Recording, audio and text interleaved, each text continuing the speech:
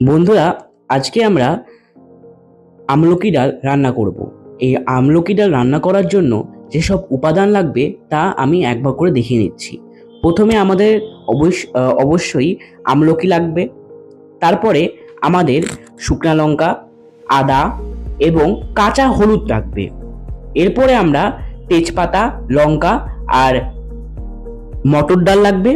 এরপরে আমাদের ঘানি সর্ষের তেল লাগবে এবং ফোড়নের জন্য আমি কালো সর্ষা বেটে রাখা হয়েছে।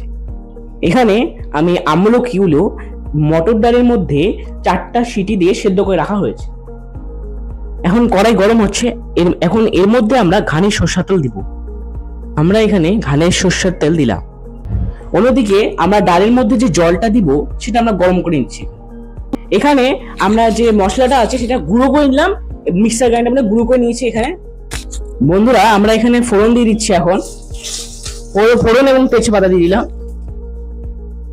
এখন আমরা এখানে কালো সর্ষা দিয়ে দিচ্ছি।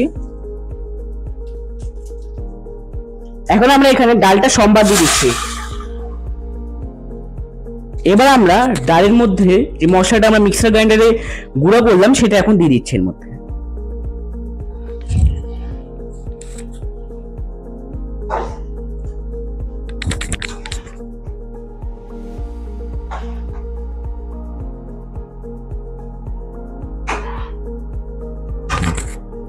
এখন আমরা এর মধ্যে ধনিয়া গুঁড়ো দিয়ে দিচ্ছি।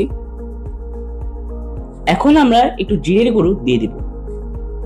এখন আমরা এর মধ্যে স্বাদ মতন লবণ দিয়ে দেবো। এরপর আমরা 5 মিনিট অপেক্ষা করব যতক্ষণ এটা ফুটে যায়। বন্ধুরা, এখানে আমাদের আমলকি ডাল, মটর আমলকি ডাল রান্না করা শেষ হয়ে গিয়েছে। এই আমলকি ডাল যে শুধুমাত্র স্বাদেই ভালো তা নয়, এর গুণ মুখে বলে শেষ করা যায় না। এমনকি আমাদের আধ্যাত্মিক জগতেও এই আমলকি ডালের নামে আমলকি একাদশীও রয়েছে। এই আমলকি ডাল যে শুধু খেতেই সুস্বাদু তা নয়, এর স্বাদ এবং স্বাদও যেমন ভালো তেমনি এটি স্বাস্থ্যকর।